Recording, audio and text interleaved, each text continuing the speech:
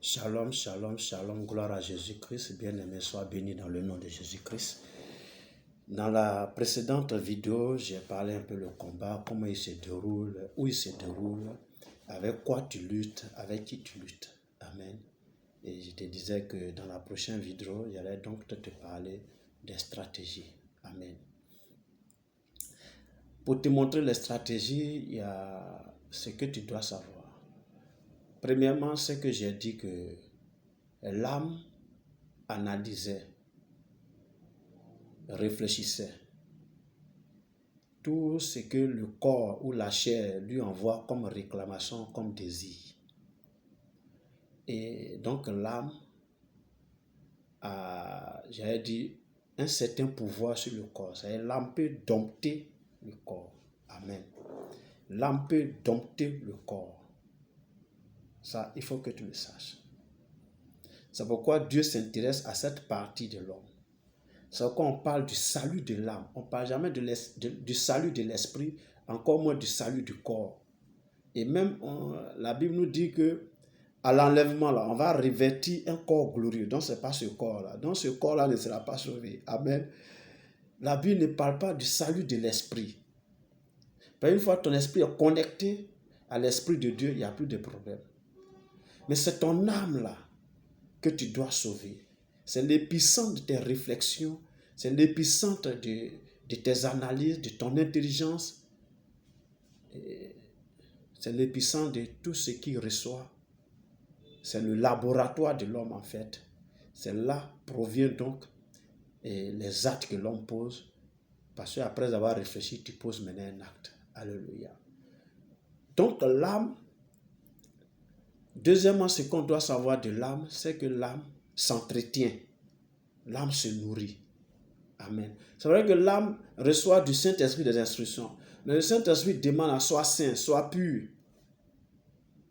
Marche selon Dieu. Marche selon la parole de Dieu. C'est des instructions que l'Esprit de Dieu, que l'Esprit donne. Parce que le Saint-Esprit, désormais, il fait un avec ton esprit. Et c'est pourquoi on dit que si je vis, ce n'est plus moi qui vis, mais c'est Christ qui vit en moi. En réalité, c'est l'Esprit de Christ qui vit en moi, mais l'Esprit de Christ et mon esprit sont désormais un parce que je suis devenu chrétien. Et c'est pourquoi on dit que c'est plutôt l'Esprit de Dieu qui vit en nous.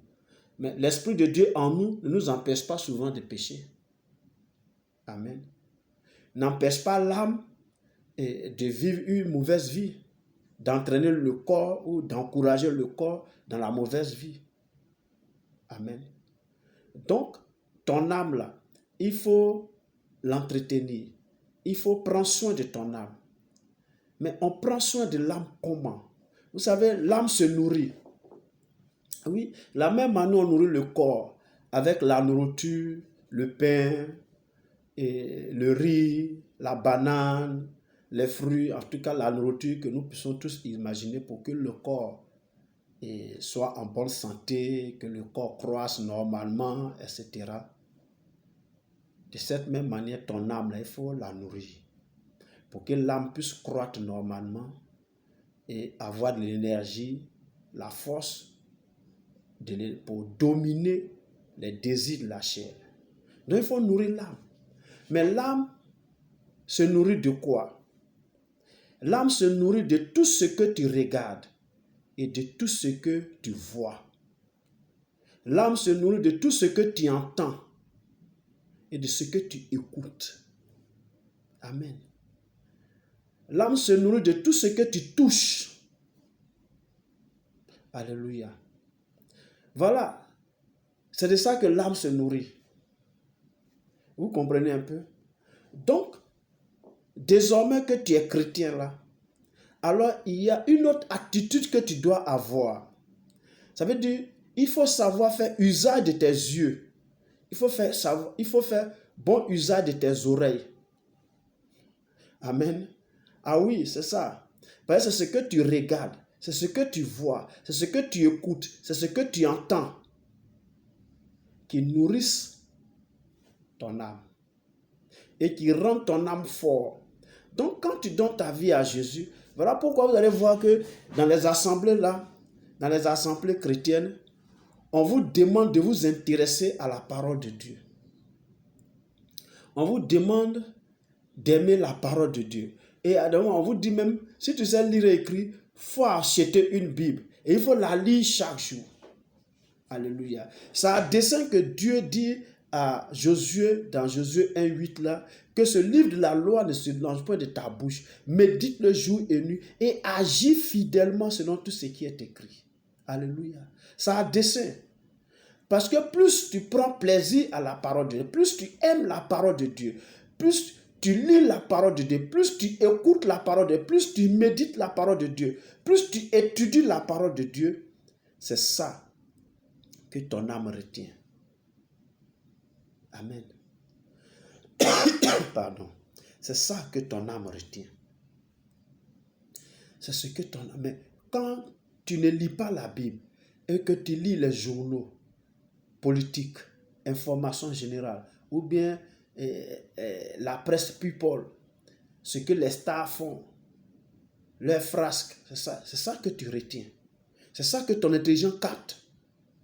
Oui, c'est ça. J'ai dit que l'âme était l'épicentre de l'intelligence. Donc, c'est ce que tu lis, c'est ce que tu étudies que ton intelligence capte. C'est ce que ton intelligence retient. Et c'est ça qui amène, donc c'est ça qui amène l'âme à donner les instructions au corps, donc à la chair. Donc il faut prendre plaisir à la parole de Dieu. Il faut aimer la parole de Dieu. Il faut étudier la parole de Dieu. Il faut lire la parole de Dieu. Il faut écouter la parole de Dieu. C'est très important, bien-aimé. Voilà. Il faut la retenir. Il faut la pratiquer. Il faut agir fidèlement selon la parole de Dieu. Il faut donc obéir à la parole de Dieu. Il ne faut pas l'écouter. Hein? C'est-à-dire, il ne faut pas se borner en l'écoutant. Mais il faut libérer ton esprit pour écouter la parole de Dieu. C'est ça. Il faut donc écouter les cantiques spirituels, les cantiques qui glorifient Dieu, les cantiques qui louent Dieu, qui honorent Dieu. Il faut aimer écouter les prédications. Hein? C'est-à-dire, aujourd'hui, les smartphones que nous avons, les portables que nous avons, les musiques qui sont dedans que nous écoutons, souvent c'est les musiques mondaines. Ça ne fait pas du bien à ton âme. Ça aide ton âme à grandir selon le monde, selon le système du monde. Mais quand tu écoutes les prédications, quand tu écoutes les chants chrétiens, tu vas voir que ça aide ton âme à grandir selon la parole de Dieu. Amen.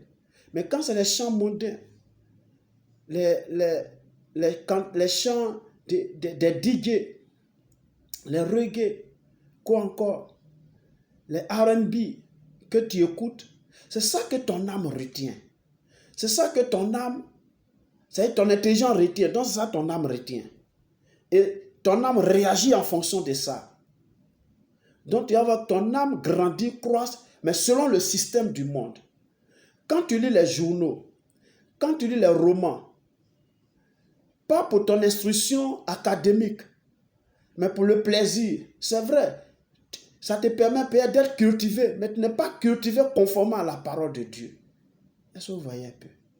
Tu ne peux pas faire le discernement. Et il faut beaucoup prier. Il faut te donner à la prière. On ne cessera jamais de dire aux chrétiens de prier. Un chrétien doit prier. Et quand tu pries là, au-delà de recommander, c'est-à-dire ton travail, tes activités, tes études, c'est-à-dire ta vie sociale, ta vie conjugale entre les mains de Dieu, il faut prier pour ton cœur. Il faut prier pour ton âme. Il faut prier pour le bien-être de ton âme, pour le salut de ton âme. Pour que ton âme soit conforme à la parole de Dieu, que ton âme soit agréable à Dieu. Il faut prier pour cela, n'est-ce pas?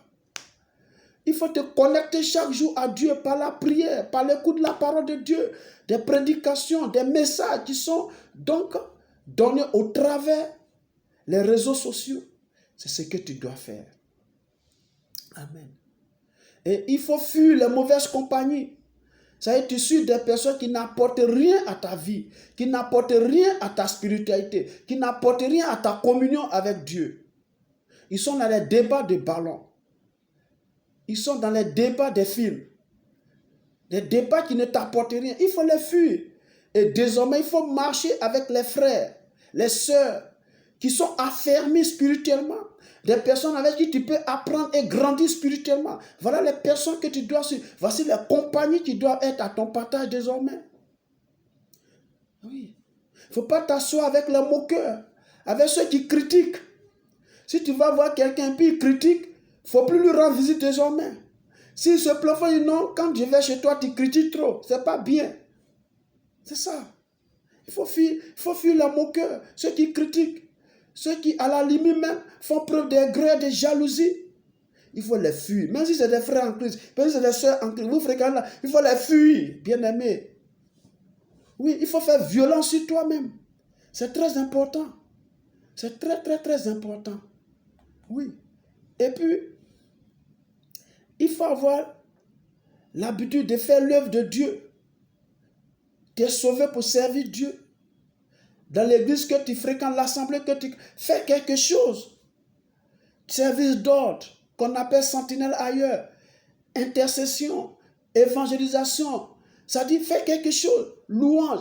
Fais quelque... Même si c'est pour balayer l'église, rendre les chiens, nettoie les chiens. Fais quelque chose dans la maison de Dieu. Il faut évangéliser. Il faut avoir l'habitude de proclamer Christ. Occupe-toi sainement dans l'œuvre de Dieu. Prie et commence. Médite. Parce que quand tu fais l'œuvre de Dieu là, tu es obligé de lire la Bible, tu es obligé de chanter, tu es obligé de prier. Amen. Parce que l'œuvre de Dieu n'est pas une œuvre charnelle. Non, ce n'est pas dans la chair qu'on l'a fait. Alléluia. Alléluia, c'est ça. Il faut aussi intercéder parce qu'après avoir prié pour ta vie, pour ton âme, pour ton cœur, il faut aussi prier pour les autres. Prie pour l'église que tu fréquentes, prie pour ton pasteur, prie pour les responsables, prie pour les frères et sœurs, prie pour tes parents, prie pour tes enfants. C'est ça. Donc tu as donné à la prière. Tu vois que quand tu t'occupes toute la journée, tu te donnes du temps pour faire ça, plus ton travail séculier là, tu vas voir, tu n'auras plus le temps même pour critiquer les gens, tu n'auras plus le temps pour médire, tu n'auras plus le temps pour te moquer des gens. Ben, tu es occupé. Tu es sainement occupé. Et ça va t'aider à cela, n'est-ce pas? Et puis il faut avoir la culture de jeûner. Il faut jeûner. Il faut jeûner. Bien aimé, il faut jeûner. À des moments, il faut jeûner. Si tu ne jeûnes pas là, comment tu vas faire? Voilà, il faut briser le corps. C'est par le jeûne on arrive à dompter le corps. C'est par le jeûne on arrive à dominer le corps. Parce que quand tu le prives de nourriture, bon, c'est fini. Or, quand le corps il est rassasié là, c'est là, il a d'autres désirs charnels. C'est là tu as envie de critiquer, de parler mal des gens dessus. Or, quand tu affames ton corps, bon ben, soit tu pries ou tu dors. Amen. Or, quand tu dors, ben, tu es coupé de la réalité physique autour de toi. Donc, du coup, tu ne peux plus pécher. Amen. C'est ça. Donc, il faut avoir la culture de jeûner. Voilà un peu la stratégie. Ce n'est pas une guerre où on prend des armes, des fusils, des couteaux, des machettes. Non. Des gourdins. Non. Il faut traiter durement ton corps. C'est ce que Paul dit dans le livre de 1 Corinthiens 9. Le verset dit ceci. Mais je traite durement mon corps et je le tiens assujetti, de peur d'être moi-même désapprouvé après avoir prêché aux autres. Il faut traiter durement ton corps. Traiter durement le corps, là, c'est ça. Il faut aimer la parole de Dieu. Il faut méditer la parole de Dieu. Il faut prendre plaisir à la parole de Dieu. Il faut aimer les bonnes compagnies, marcher avec les frères et sœurs qui sont affermis dans la foi. Il faut prier, il faut lire, il faut écouter. Il faut fuir les choses de ce monde. C'est ça. Ce que tu regardes, ce que tu vois est capté par ton esprit, par ton intelligence. Ce que tu écoutes, ce que tu entends est capté par ton âme, par ton intelligence. Et c'est ça qui conditionne ton âme. C'est ça qui permet que ton âme grandisse ou rétrécisse spirituellement. Ou maigrisse spirituellement, j'allais dire. C'est ça. Donc quand tu fais ces exercices chaque jour, quand tu te donnes 1 heure, 2 heures dans la journée pour faire face à ces choses-là, pour faire ces choses-là, tu vas voir que ton âme commence à grandir doucement. Ton âme commence à grandir doucement en toi. Et c'est ça qu'on appelle le processus de sanctification. Et tu vas voir qu'il y a certains défauts que tu avais, que tu commences à laisser. toi-même, tu te rends compte que c'est des choses que tu fais, mais tu ne fais plus. Tu vas voir qu'à un moment donné, tu es surpris de ne plus fréquenter tes camarades du quartier. Tu es surpris de ne plus aller au grain.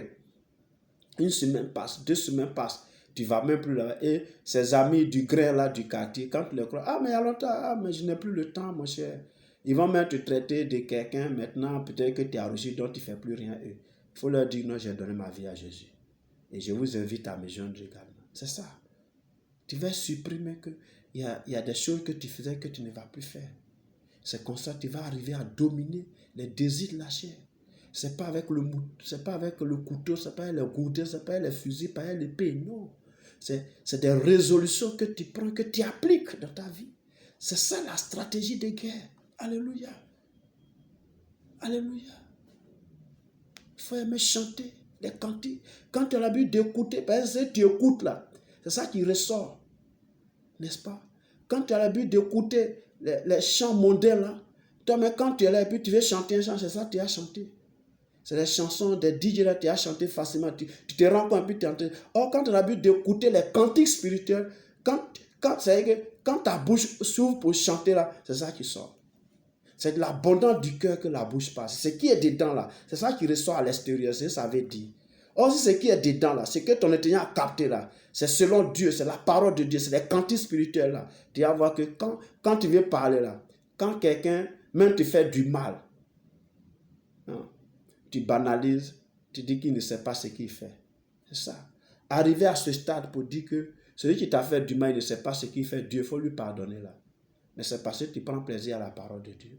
Et Dieu te dit qu'il faut pardonner. C'est pourquoi tu appliques ça. Mais quand tu ne prends pas, hein, et on dit œil pour œil, dent pour dent, mais c'est œil pour œil, dent pour dent que tu as fait. Parce que le chrétien, ce n'est pas ça. Ça, c'était la loi de Moïse. Alléluia. Donc, ce sont ces stratégies de guerre. Tu vois que ce n'est pas un combat physique. C'est des résolutions que tu prends en toi-même. C'est des résolutions que tu appliques en toi-même. Alléluia. J'espère que je n'ai pas été long, mais il fallait que je le dise. Ce sont des stratégies simples, petites, mais il faut aimer fréquenter les milieux chrétiens. Il faut aimer fréquenter les assemblées, les programmes. Sois régulier au programme. Et tu verras, le Seigneur te bénira. Tu vas grandir spirituellement, tu vas aller de l'avant spirituellement. Pour quelqu'un qui aime la parole de Dieu, qui la médite chaque jour, qui la pratique chaque jour dans sa vie, qui est fréquent à l'église, qui prie beaucoup, vous allez voir que spirituellement il grandit. Et il fuit facilement le péché. Il sait faire le discernement. Quand il est devant une situation, il sait que non, ça, en faisant qu'on ne sait pas, il a la force même de ne pas faire le mal. Parce que l'Esprit de Dieu est dans la parole. Et quand la parole de Dieu est en lui, alors l'Esprit de Dieu est en lui, il grandit, il va de progrès en progrès avec le Seigneur. Applique cela et tu verras la main de Dieu dans ta vie au nom de Jésus de Nazareth. Ces attitudes-là, il faut les appliquer. Tu vas voir que Dieu va te bénir au-delà de tout dans le nom de Jésus de Nazareth. Merci de m'avoir suivi. Que la faveur de Dieu soit sur toi, qui t'accompagne tout au long de cette journée et qui te bénisse au-delà de toute pensée, qui te donne de dominer la chair au nom de Jésus-Christ. Amen.